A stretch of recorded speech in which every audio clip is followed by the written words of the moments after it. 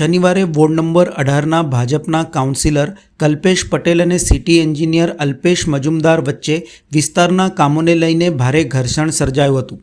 ત્યારે હવે આ મામલે કામગીરીમાં નિષ્કાળજી દાખવનાર વોર્ડ નંબર 18ના હંગામી નાયબ કાર્યપાલક ઇજનેર વિશાલ ઠાકુર અને એડિશનલ આસિસ્ટન્ટ ઇજનેર પાર્થરાજ દવેને દક્ષિણ ઝોન ડેપ્યુટી મ્યુનિસિપલ કમિશનરે નોટિસ પાઠવી 7 દિવસમાં ખુલાસો રજૂ કરવા જણાવ્યું છે। નોટિસમાં જણાવ્યા મુજબ વોર્ડ નંબર 18માં કોટેશ્વર નાળું આવેલું છે, જ્યાં પ્રી મોન્સૂનની કામગીરીના ભાગરૂપે આ નાળાની વરસાદી પાણીના વહેણની ક્ષમતા વધારવાની કામગીરી યુદ્ધના ધોરણે પૂર્ણ કરવી જરૂરી હોવા છતાં પણ આજ દિન સુધી કામગીરી પૂર્ણ કરી નથી।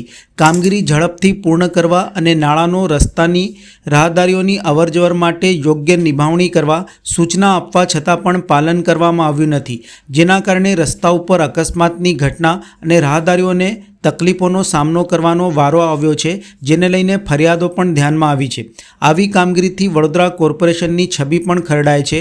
આમ કોટેશ્વરથી વડસરના ગામને જોડતા રસ્તાની કામગીરીમાં નિષ્કાળજી દાખવવા બદલ જીપીએમસી એક્ટની કલમ 56(2) મુજબ શિસ્ત વિષયક કાર્યવાહી અંગે સ્પષ્ટતા હેતુ કારણદર્શક નોટિસ ફટકારાઈ છે।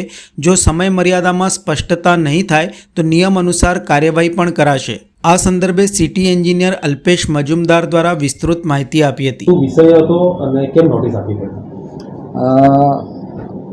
અમે જ્યારે કોટેશ્વર નાળું જે છે તે રાતોરાત એટલે બહુ જ ટૂંકા સમયની અંદર એ નાળાની કેપેસિટી વધારવાનું અમે આ વર્ષે કામ કર્યું।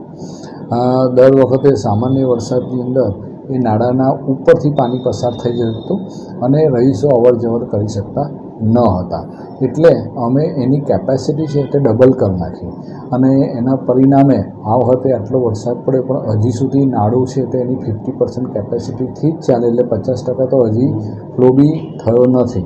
એટલે એની કેપેસિટી વધારવાના કામ કરવાના ભાગરૂપે જે આજુબાજુના અપ્રોચ રસ્તા હોય એ પણ ઓબ્વિયસલી ખોદાણ થયું એટલે ડેમેજ થયા હતા। તો એનું જે રિસ્ટોરેશન કહેવાય એનું કામ જેટલી ઝડપથી કરવું જોઈતું હતું અને જેટલા પ્રમાણમાં કરવું જોઈતું હતું તે પ્રમાણ ઓછું જણાઈ આવ્યું હતું।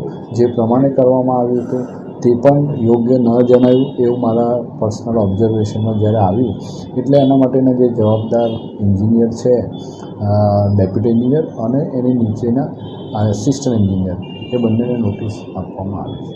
કઈ પ્રકારની નોટિસ? નોટિસ એમને યોગ્ય પ્રકારની કામગીરી, એનું સુપરવિઝન વગેરે સમયસર ન કરાવવાના કારણે એમને નોટિસ આપવામાં આવી છે।